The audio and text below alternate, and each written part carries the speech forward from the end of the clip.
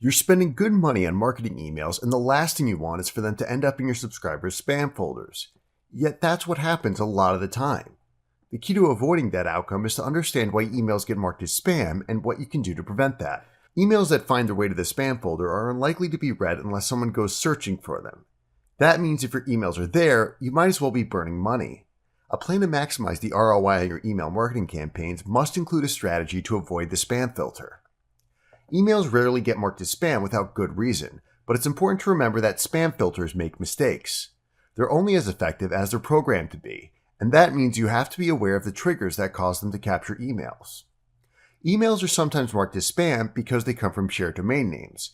If you're using a Yahoo or a Hotmail address as the return address on a marketing email, then there's a good chance that it will be marked as spam.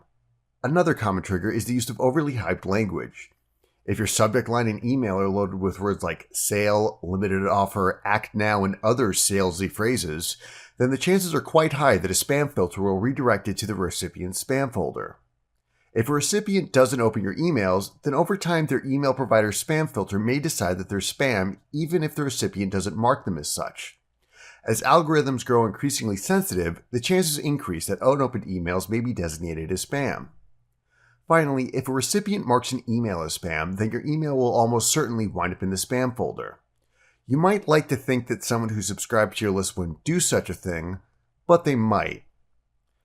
There are things you can do to increase the chances that your emails will reach recipients' inboxes instead of their spam filters. First and foremost, make sure to use a double opt-in for your list.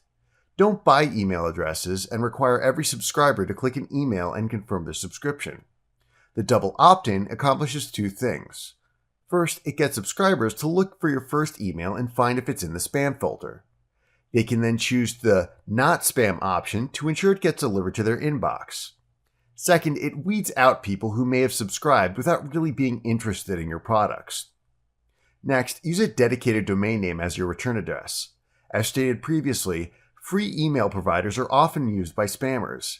If you pay to register a domain name, your emails are less likely to be marked as spam. The third thing you can do is to avoid over-the-top language, particularly in your headlines. Your copy should be persuasive without hitting people over the head. A compelling headline that offers the promise of valuable information is far more likely to be opened than a direct sales pitch. And that can also address the issue of emails not being opened. The key to ensuring that your emails reach inboxes instead of being relegated to the spam folder is to weed out people who aren't in your target audience, use a legitimate domain name, and provide valuable content without the hype. If you do that, then you'll increase your open rates and your sales. Please click subscribe if you'd like to be notified when we release new training videos like this one.